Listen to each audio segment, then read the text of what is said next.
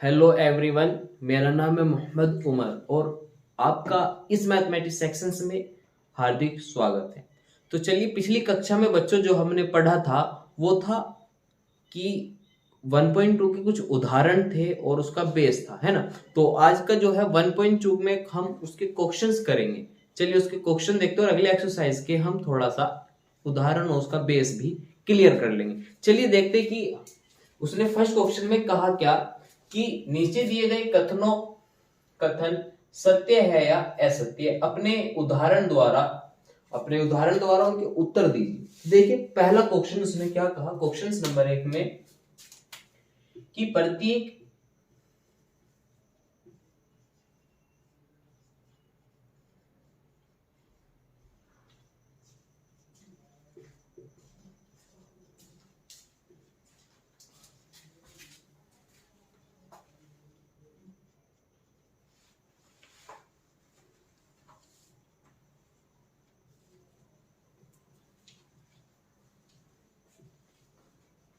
चलिए देखते क्या है कि प्रत्येक अपरिमेय संख्या एक वास्तविक संख्या होती है। तो चलिए सबसे पहले बच्चों हम देख लेते हैं कि अपरिमेय संख्या होता क्या है, इसके बारे में कि अपरिमेय संख्या होता क्या है। तो अपरिमेय संख्या बच्चों हमने पढ़ा था √2 एंड √3 एंड √5 एंड √7, इस तरीके की कुछ संख्याएं थी जो हमने पिछली कक्षा में अपरिमेय संख्या के रूप में पढ़ी थी। चलिए और वास्तविक संख्या के बारे में जो हमने पढ़ा था बच्चों, वास्तविक संख्या के बारे में हमने पढ़ा था कि जो परिमेय संख्या प्लस अपरिमेय संख्या, इन दोनों को जोड़कर जो संख्या बनती है वो वास्तविक संख्या कहलाती है। उन दोनों को जोड़कर जो संख्या बनती है वो वास्तविक संख्या, यानी वास्तविक संख्या के अंदर परिमेय संख्या भी आ गई और अपरिमेय भी आ गई। तो इसलिए ये कथन जो हमारा बच्चों सत्य कथन है, क्योंकि हम अपरिमेय संख्या को वास्तविक संख्या बोल सकते, क्योंकि वास्तविक संख्या के अंदर परिमेय संख्या अपरिमेय संख्या हमको मिल रही है ना। तो इस वजह से ये कथन बच्चों हमारा सत्य कथन कहलाएगा। ठीक है, ये कथन हमारा बच्चों सत्य कथन है। चलिए क्वेश्चन नंबर 2 में देखते हैं उसने हमसे कहा क्या बच्चों।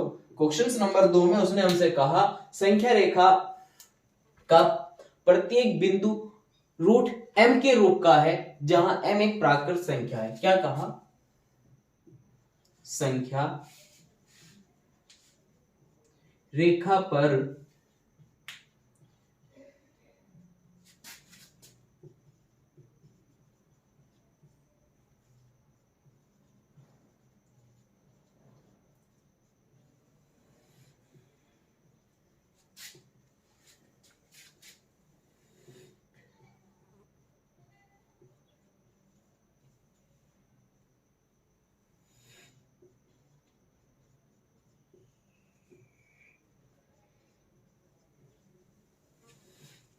चलिए देखते हैं बच्चों क्या कहा, संख्या रेखा पर प्रत्येक बिंदु √m के रूप का है जहां m एक प्राकृत संख्या है।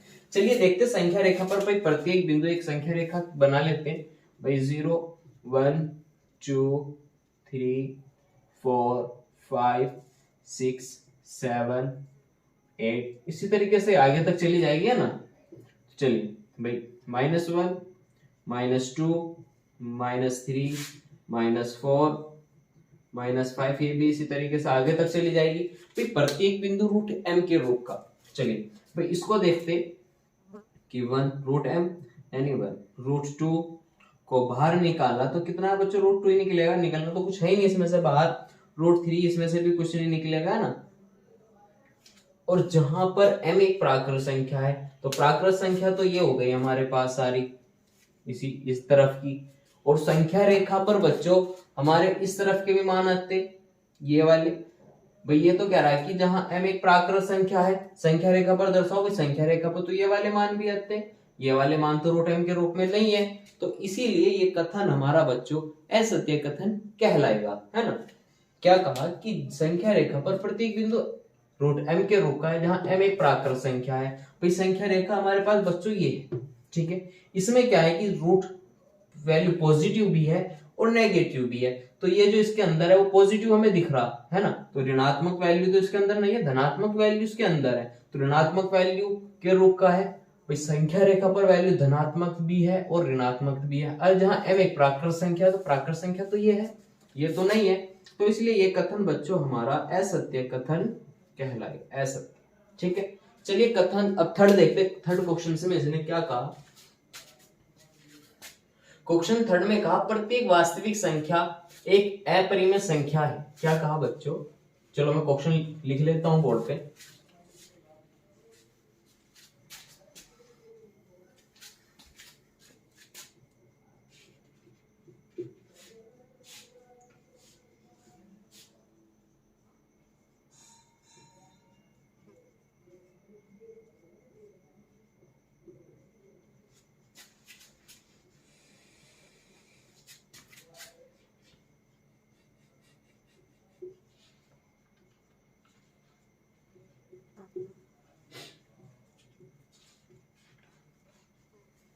चलिए देखते क्या कहा बच्चों।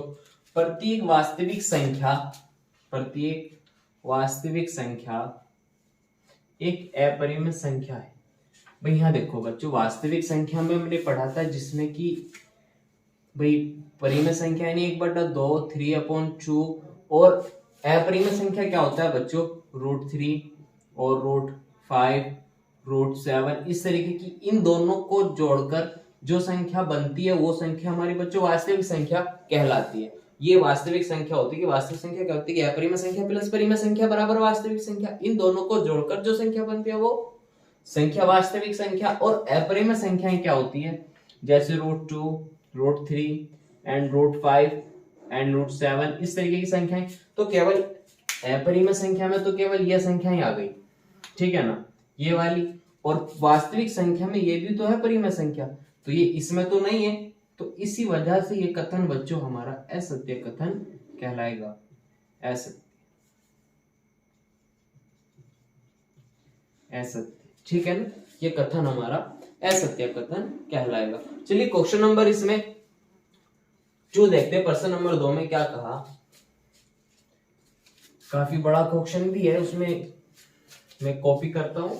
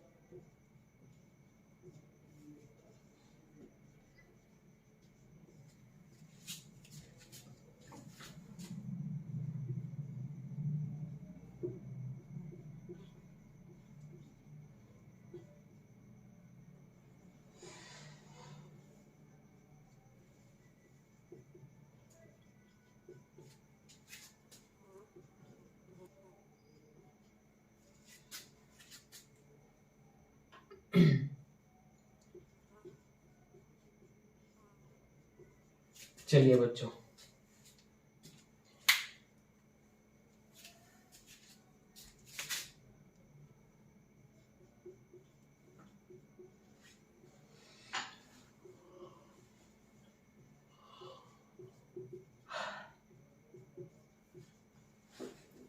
चलिए देखते क्या कहा प्रश्न नंबर 2 में। क्या सभी धनात्मक पूर्णांकों के वर्गमूल अपरिमेय होते हैं, यदि नहीं तो एक ऐसी संख्या के वर्गमूल का उदाहरण दीजिए जो एक परिमेय संख्या है।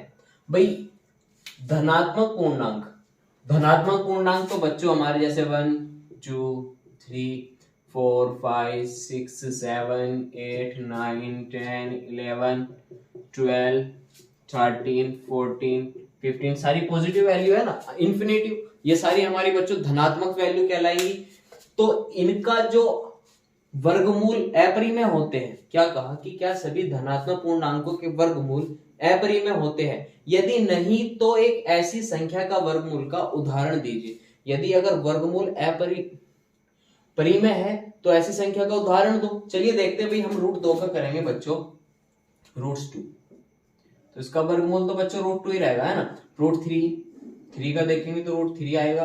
भाई 4 का देखो, भाई 4 का क्या निकाल सकते हैं, 2 × 2, इस तरीके से। तो इसका कितना निकल गया, 2। तो इसका निकला 2, तो बच 2 क्या निकला, एक परिमेय संख्या है। चलिए और देखते हैं भाई, 5 का देखेंगे तो 5 का भी ऐसे ही रहेगा कुछ, √5। 6 का भी ऐसे ही रहेगा भाई, 6 को क्या लिख सकते हैं ज्यादा से ज्यादा, ये है ना। और 7 का भी कुछ ऐसे ही रहेगा भाई, √7, 1 × 7 तो कितना आ जाएगा, √7 ही आएगा। √8 का करेंगे भाई, √8 में आपको थोड़ा कंफ्यूजन हो रहा होगा, मैं बता दूं कि ये दो तो बन गए पेयर, तो कितना आ गया, 2 बाहर और 2 बचा बच्चों अंदर, है ना। 9 का क्या बनेगा, 3 × 3 और रूट, तो बाहर कितना आ गया, 3। तो देखो क्या सभी ऐसे है भी, सभी तो ऐसे नहीं है कि जो जिनका वर्गमूल अपरिमेय हो, नहीं है ना भाई। किन का बनना अपरिमेय भाई, इसका ये अपरिमेय बन गया, ये अपरिमेय, ये है ना, ये भी अपरिमेय, ये भी अपरिमेय।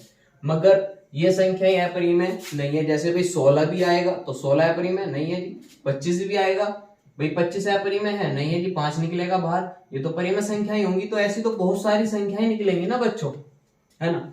तो ये हमने कहा कि ऐसी है, तो अगर हो तो जो परिमेय संख्या हो, भाई परिमेय संख्या निकल गई, ये 1 2 भाई, 1 2 3 निकाल ली, 3 उदाहरण दे दिए। उसने तो एक ही उदाहरण पूछा हमसे, तो हमने 3 उदाहरण दे दिए जो परिमेय संख्याएं निकली है बाहर। चलिए देखते हैं अब क्वेश्चन नंबर 3 में क्या कहा, दिखाइए कि संख्या रेखा पर √5 का निरूपण कैसे करें। भाई क्वेश्चन नंबर 3 में क्या कहा, बुक में देखो क्वेश्चन नंबर 3 में क्या कहा, दिखाइए कि संख्या रेखा पर √5 का निरूपण कैसे करें। बच्चों बुक साथ में लेकर बैठा करो अपनी, ठीक है ना। क्वेश्चन बार बार लिखता हूं बोर्ड पे तो समय लगता है, तो बुक अपने साथ लेकर बैठा करो, तो वहां पर आसानी से आप बुक में देख सकते हो, है ना। तो देखिए क्या कहा, क्वेश्चन नंबर 3 में क्या कहा बच्चों,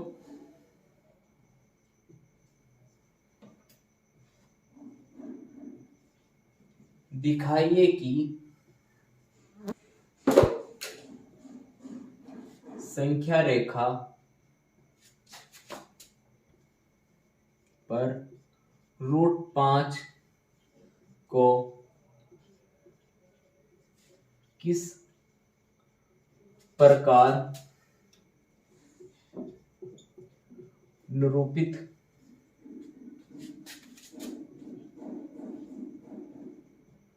किया जा सकता है। ये उसने बुक में हमें क्वेश्चन दिया है ना।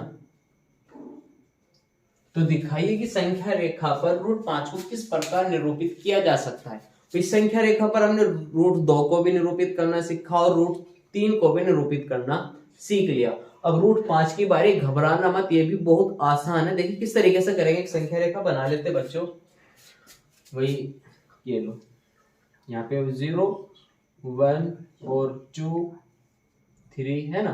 तो किस तरीके से हो गया, तो देख भाई क्या करेंगे, √2 के लिए बच्चों क्या करेंगे, सबसे पहले हमने उसमें क्या करा था कि हमने यहां से भाई यहां तक 2 तक, जब हम एक यहां से 0 से 1 ले रहे थे, अब 0 से 2 ले लेंगे तो 2 सेंटीमीटर की दूरी ले ली, है ना भाई। यहां से यहां तक की ले ली, इसको ले लो A, इसको मान लो B, ठीक है। उसके बाद क्या करा था कि जो B है, B पॉइंट जो बच्चों हमारा ये वाला था, इस पे एक 90 डिग्री का कोण बनाया था, है क्या करा था, 90 डिग्री का एक कोण बनाया था। तो एक 90 डिग्री का एक कोण बना के ये लो भाई, ये बन गया 90 डिग्री का कोण, ठीक है।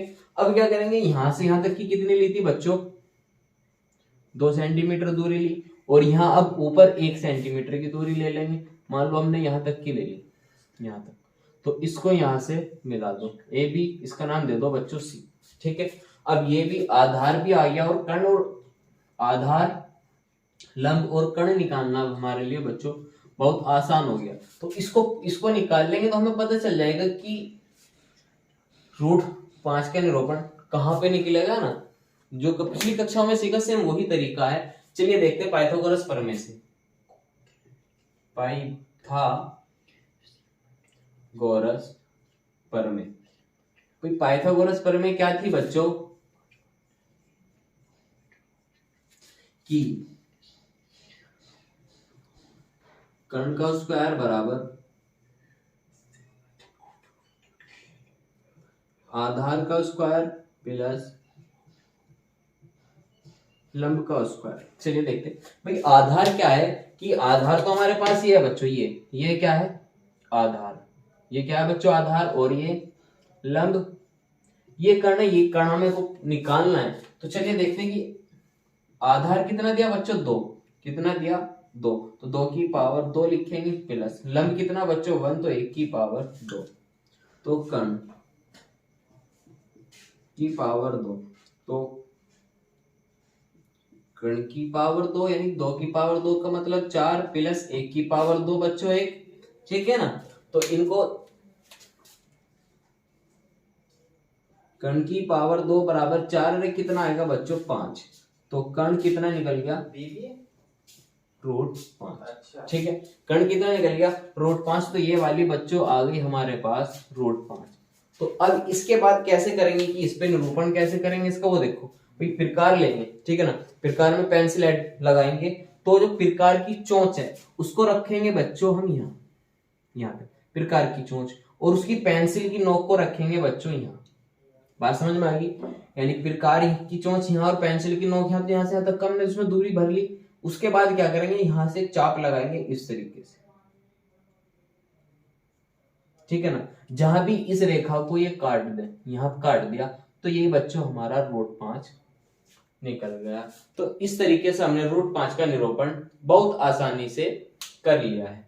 चलिए अब देखते हैं एक्सरसाइज 1.3 का थोड़ा सा बेस उसके बारे में पढ़ लेते हैं। उसमें पहला टॉपिक क्या कहा बच्चों, वास्तविक संख्या और उनके दशमलव प्रसार। क्या बच्चों, वास्तविक संख्या और उनके दशमलव प्रसार के बारे में चलो देखते हैं।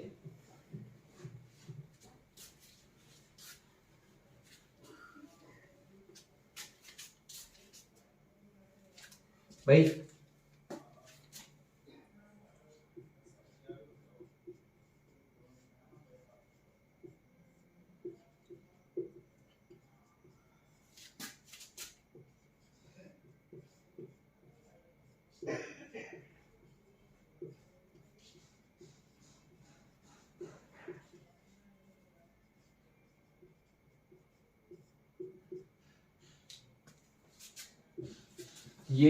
ये दिया बच्चों फर्स्ट टॉपिक कि वास्तविक संख्या और उनके दशमलव प्रसार। चलिए मैं कुछ उदाहरण रखता हूं, सबसे पहले एग्जांपल देखते हैं बच्चों हम कि एग्जांपल 7/8, ठीक है, जब हम 8 से 7 को डिवाइड करेंगे, चलो देखते,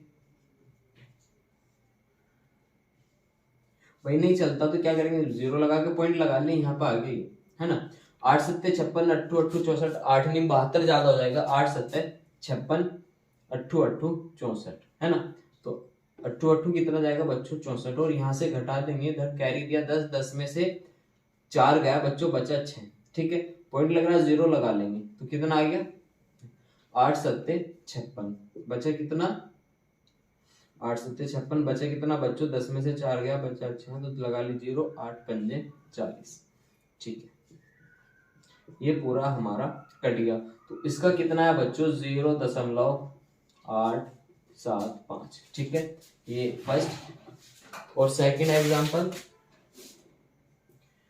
एग्जांपल ले लेते 1/2 है ना, तो यानी 2 से डिवाइड करेंगे 1 को, तो 0 लगा के यहाँ पे नहीं चलने का, तो 0 लगा ली, 2 पंजे 10, तो 10 से पूरा कट गया, कितना है बच्चों 0.5, ठीक है ना। तो एक एग्जांपल और, तो अगला देखते इसमें ले लेते 15/4।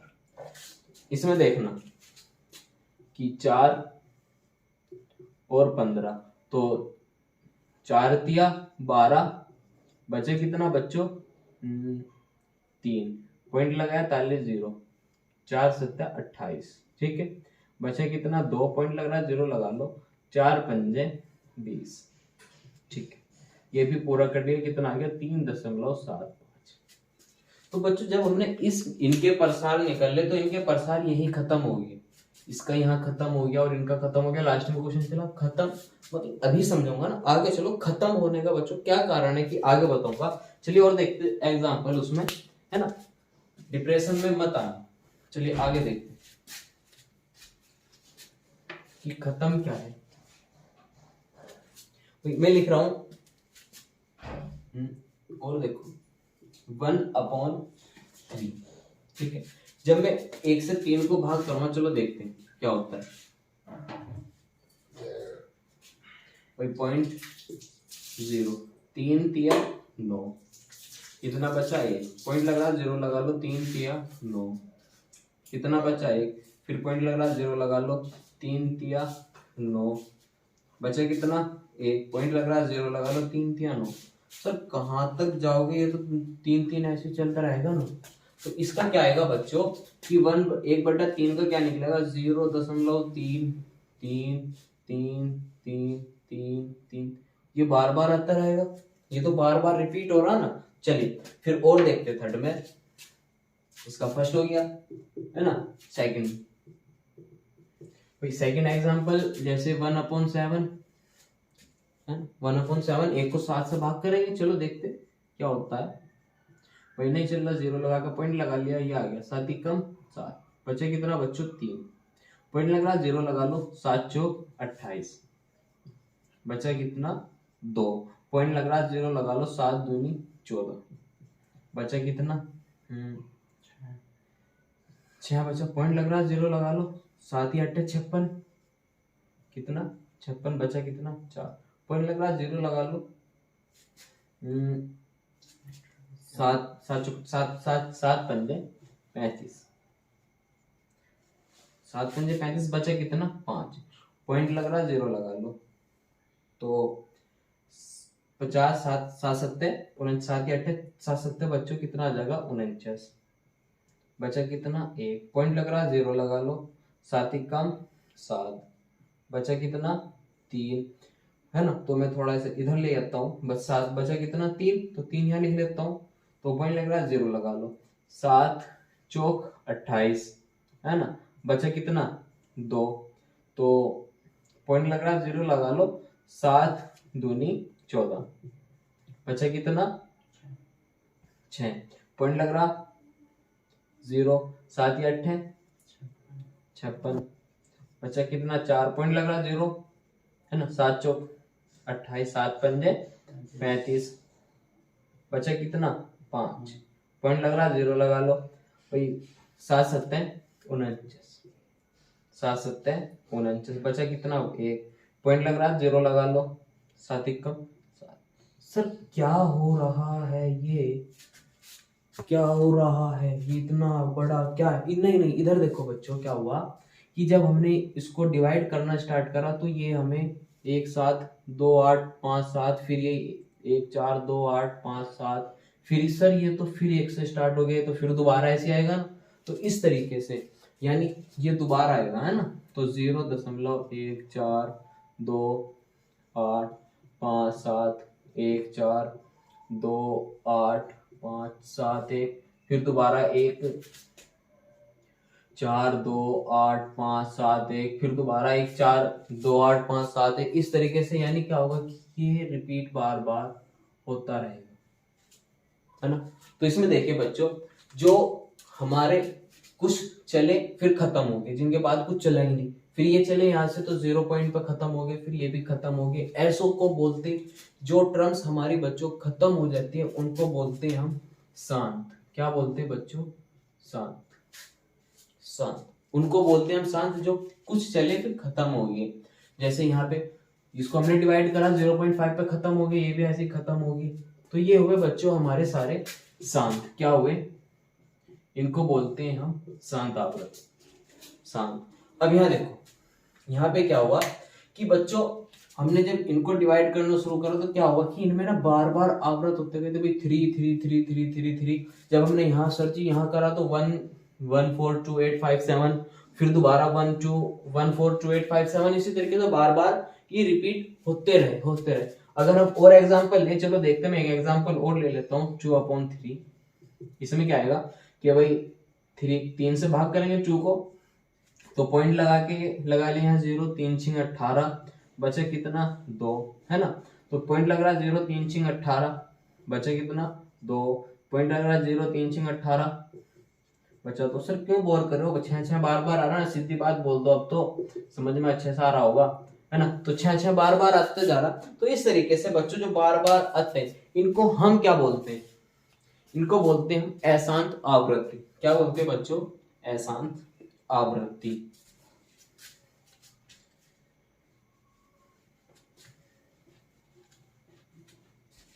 क्या बोलते हैं? अशांत आवृत्ति। देखिए क्या बोलते हैं बच्चों? अशांत आवृत्ति। अशांत आवृत्ति। अब देखो भाई क्या हुआ कि ये वाले टर्म्स देखना ध्यान से बच्चों, 0.333333 ये सारी चलती रही है ना। तो इसको हम एक तरीके से और भी लिख सकते हैं, जो 0.3 इसके ऊपर बार लगा दो। इंग्लिश में बोलते हैं इसको बार और हिंदी में बोलते हैं इसको दंड। तो ये इस तरीके से, यानी जो चीज बार बार रिपीट हो रही है उसके ऊपर दंड लगा दो। जैसे यहाँ पर क्या हुआ था, 0.142857 ये दोबारा आ रहा है तो इसके ऊपर यही दंड लगा दो, इससे ये बार बार रिपीट हो रहा है। इसमें क्या है कि 0.6 के ऊपर बार लगाते हैं, 6 बार बार रिपीट हो रहा है, इसलिए पता चल जाता है दंड से। चलिए तो ये चीज मैं आशा कर रहा हूँ कि बहुत अच्छे से समझ में आ गया होगा, है ना। तो भाई शांत और अशांत आवृत्ति आप अच्छे से छांटना सीख गए होंगे। चलिए मैं कुछ उसमें जो हमारा एक्सरसाइज में फर्स्ट उदाहरण दिया हुआ है, जो उदाहरण नंबर इसका उदाहरण दिया हुआ है, इसके बाद चलिए देखते हैं उदाहरण में क्या कहा। एक्सरसाइज है ना, देखते उदाहरण में क्या कहा। उदाहरण में कहा कि 7/8 और 1/2 और 15/4 सॉरी 10/3 7/8 और 1/7 के दशमलव प्रसार ज्ञात कीजिए। ये कहा बच्चों उसने हमसे, इनके दशमलव प्रसार ज्ञात करने। तो दशमलव प्रसार बताने देंगे। दशमलव प्रसार कैसे बताएंगे? भी सिंपल सी बात है सर जी। क्या करना, सबसे पहले ये करेंगे कि ये दिया तो इसको क्या करेंगे कि भैया 3 से इसको डिवाइड करना शुरू कर दो। भाई 3 से डिवाइड करेंगे 3 3 9 बचे कितना, 1 पॉइंट लगाओ 0 3 तिया 9 बचा कितना, 1 पॉइंट लग रहा 0 3 तिया 9 पॉइंट 1 पॉइंट लग रहा 0 3 तिया 9। भाई क्या होगा कि बार बार ये इस तरीके से रिपीट आ रहा 3.3, इसके ऊपर यही दंड लगा दो सर जी, अब तो समझ में आ गया है ना। तो 7/8 इसमें क्या करेंगे कि 8 से 7 को भाग करना शुरू कर दो। भाई 8 से 7 को भाग करेंगे नहीं चल रहा, पॉइंट लगा के 0 लगा लो, है ना। 8 7 56 8 64 कितना आया 64। बच्चों इधर देखो 0 में से 4 नहीं जाने का, इधर दो 10 में से 4 गया, बचा कितना 6, पॉइंट लग रहा 0। भाई फिर 8 64 सॉरी है ना, कितना बचा 6। तो 8 7 56 कितना बच्चों, 8 7 56 बचा कितना 4, पॉइंट लगाया 0 तो 8 पंजे 40, ये तो कट गया पूरा। उसके बाद अगला क्या दिया 1/7 है ना। तो 1/7 में देखो कि 7 1 नहीं चल रहा, पॉइंट लगाया 0 7 ही कम 7 बचा कितना 3, पॉइंट लग रहा 0 7 7 चौक 28 बचा कितना 2, पॉइंट लग रहा 0 7 दूनी 14 बचा कितना बच्चों 6, पॉइंट लग रहा 0 7 8 56 है ना। तो फिर कितना आया 4, पॉइंट लग रहा 0 7 चौक 28 सॉरी 7 पंजे 35 बचा कितना 5, पॉइंट लग रहा 0 7 7 49 बचा कितना 1, पॉइंट लग रहा 0 7 ही कम 7 बचा कितना 3, इसको इधर लिख लेते हैं 3 है ना, 3 है, पॉइंट लग रहा है यहाँ पे 0 लगा लेते हैं और 7 चौक 28 बचा कितना 2, पॉइंट लग रहा 0 7 दूनी 14 है ना। तो बचा कितना 6। सर जी कहां तक जाओगे, रुक क्यों नहीं जाते, यहाँ से दिख तो रहा है सेम, ये 30 है और ये रहा कहां गया यहाँ से, ये तो यहाँ से फिर दोबारा ऐसे ही फिर ऐसे, मतलब क्या होगा, यानी कि यहाँ से ये दोबारा रिपीट होता रहेगा, 1 4 2 8 5 7, फिर दोबारा 1 4 2 8 5 7, ये बार बार आता रहेगा। तो 0.142857 ये बार बार सर जी यही आएगा, फिर 1 4 2 8 5 7 से स्टार्ट हो जाएगा। तो इस तरीके से, तो चलिए देखते हैं इसमें क्या आएगा। दशमलव प्रसार ज्ञात कीजिए। अब इनका दशमलव प्रसार भाई क्या हुआ कि तो 3 3 चलता रहा, यानी क्या था, अशांत आवृत्ति, भैया तो बार बार चल रहा था अशांत आवृत्ति। इसमें क्या हुआ कि 0.875 पे 5 पे तो खत्म ही हो गया, तो ये तो शांत हो गया। अब ये क्या हुआ कि ये फिर बार बार चल रहा, तो ये भी हमारा अशांत आवृत्ति। तो मैं आशा कर रहा हूं कि आज का टॉपिक इतना बहुत अच्छे से समझ में आ गया होगा। चलिए फिर अगला टॉपिक इसका नेक्स्ट वीडियो में लेकर आएंगे। तो आज के लिए इतना ही।